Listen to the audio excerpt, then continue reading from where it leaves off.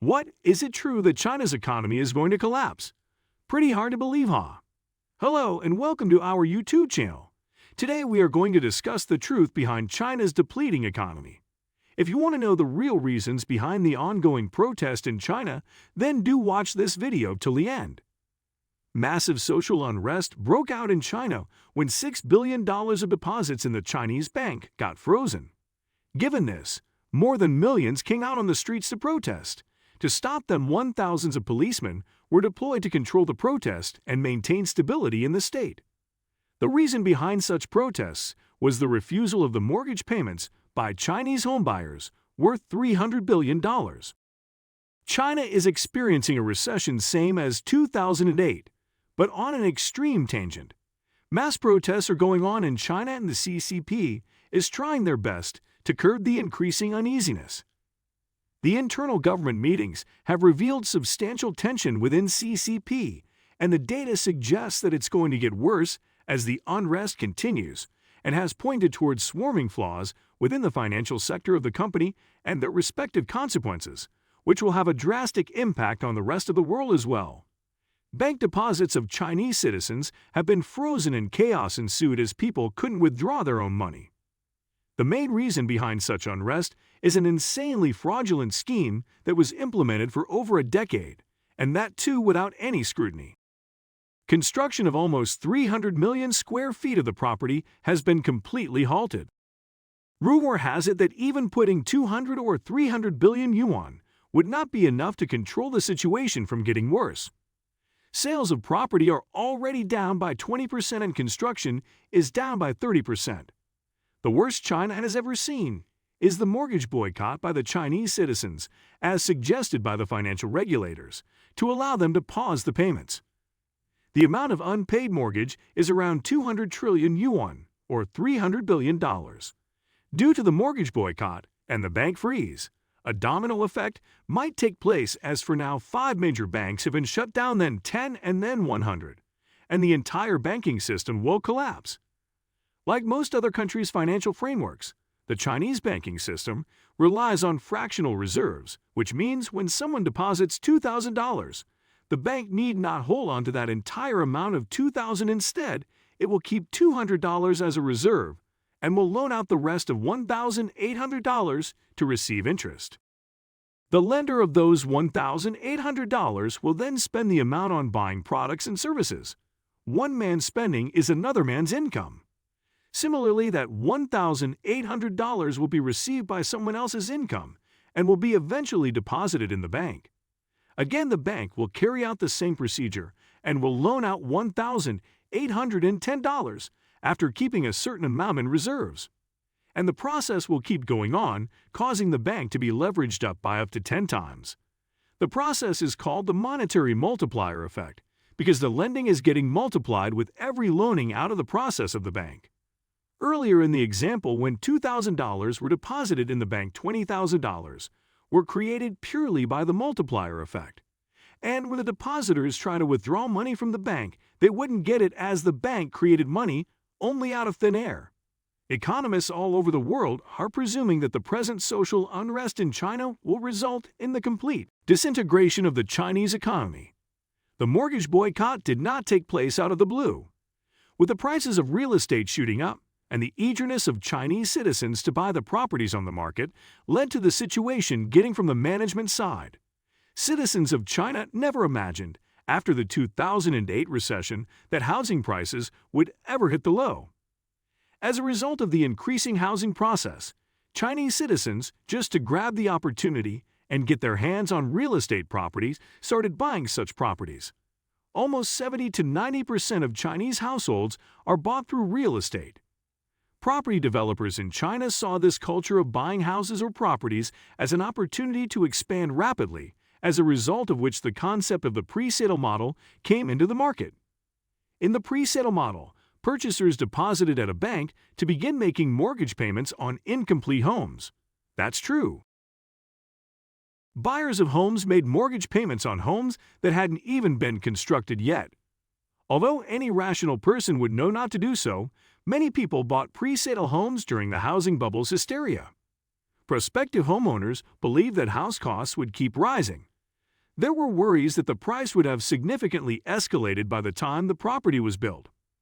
According to the Chinese National Bureau of Statistics, 34.5% of the income from property development came from pre-sales.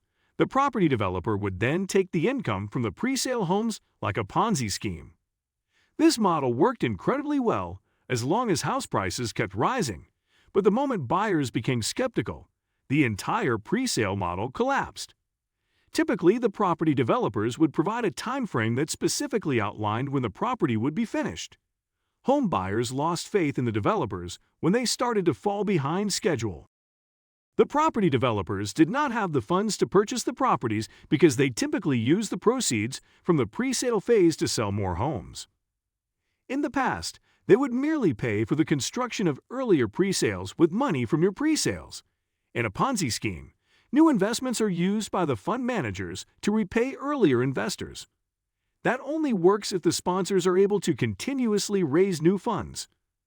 Only 60% of the unfinished homes sold between 2013 and 2020, according to Japanese financial services giant Nomura Holdings, were really constructed. Even though there were clear indications that a Ponzi scheme was underway, the bubble grew until recently. The largest property developer at the time, 900 buyers, joined a petition on social media in late June 2022 regarding the largest property developer ever awarded. Fortune China 500 reports that Evergrande generates 500 billion yuan, $74 billion, in annual revenue. Once upon a time, the plan was unable to attract new investors, and the existing investors were unable to get payments. Similar events occurred in the Chinese housing market. The pre-sold homes have already been paid for by new homeowners, but the builders lacked the funds to complete them. It was typical to practice for real estate developers to fall short on delivering resold homes even before the boycott took place. Pre-sale home buyers made a request of the local government in the petition. The home buyers filed a petition to discontinue making mortgage payments if the Grand did not resume construction within 3 months. The large property thought the petition was nothing at the moment. Little did the CCP know, the movement continued to grow. 301 projects in 91 cities of China had been halted due to the protest. Even though 3 months are not over yet, banks are reporting defaults in mortgage payments. Irrespective of everything going on, the banks are legally entitled to ask the borrowers to pay the mortgage amount, but due to illegality in the government-run schemes, CCP has allowed the citizens to stop the payment temporarily. Due to the lower interest rates on bank loans and the removal of lending limitations for real estate developers by the CCP, developers were able to borrow more money to pay off their prior debts. With the government's current mentality, it wouldn't be incorrect to suggest that incomplete properties will never be finished. Property developers won't have enough money to pay off their debts now that the Ponzi scheme has been revealed. In normal conditions, this could have been tolerable, but the Chinese government is beset by issues on all sides. Mr. Ye and his associates attempted to protest the Chinese Rural Bank in June 2022 when their accounts were frozen, but the CCP repressed their demonstration by manipulating his health code. However, a different group of people began to demonstrate for the same reasons, and finally, the news media became aware of it. Most people put their entire lives' money because they believed they were safe. The government is meant to safeguard bank deposits up to 500,000 yuan, but this insurance does not cover fraudulent operations. In the instance of the Henan Province Bank, the owner of Henan's New Riches cheated the deposits by forging loans and unlawfully transferring money. Henan New Fortune would take money for itself rather than lending it to citizens. The deposits were not eligible for government insurance because the action was dishonest. As far as international investors are concerned, nobody wants to invest in the Chinese economy anymore. The Chinese government is still hysterical and trying to achieve the zero COVID target. Venture capitalist David Sachs considers President Xi as the reason behind such an initiative. He also told the reasons as to why China ended up in the present situation based on its historical traits. Carlos Tavares, the CEO of Stellantis, described the traits of the Chinese government and the political interference in the world of business in China. Jack Ma, the founder of Alibaba gave up his shares in Ant Group, left China, and has recently been found touring Europe.